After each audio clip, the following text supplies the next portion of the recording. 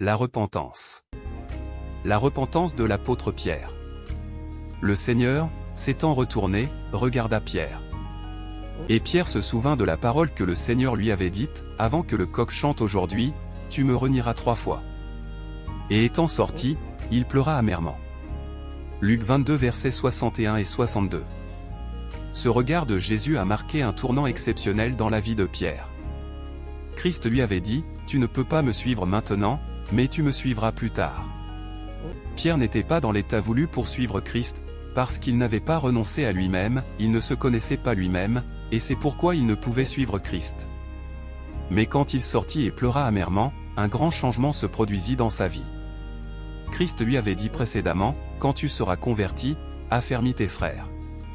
C'est au moment dont nous parlons que Pierre fut converti. Nous chantons dans un de nos cantiques, pur comme toi, et nous pensons sans doute aux péchés individuels qui nous séparent de Dieu. Mais pensons-nous également à notre moi, qui est notre nature même et qui est impure? Pensons-nous à la chair qui est entièrement sous la puissance du péché? Nous avons besoin d'en être délivrés. Pierre ne le savait pas, et c'est pourquoi, plaçant sa confiance en lui-même, il en vint à renier Jésus. Considérons maintenant la repentance de Pierre. Pierre a renié Jésus 3 fois, et Jésus se retourna et regarda Pierre.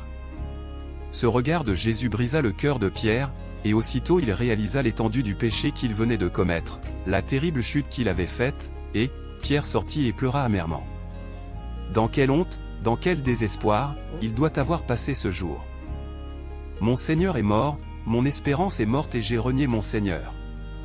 Après cette vie d'amour, après ces 3 années de communion spirituelle, j'ai renié mon Seigneur. La première leçon, la voici, on peut être très zélé, très dévoué pour le service de Dieu, et même obtenir des résultats bénis, et cependant être encore sous le pouvoir de la chair.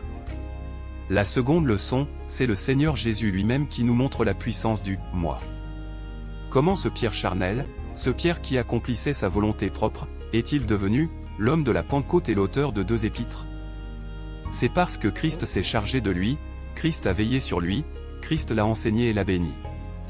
Le Christ qui conduisit Pierre à la Pentecôte est encore parmi nous, et il attend pour se charger de ceux qui veulent se consacrer à lui dans la repentance.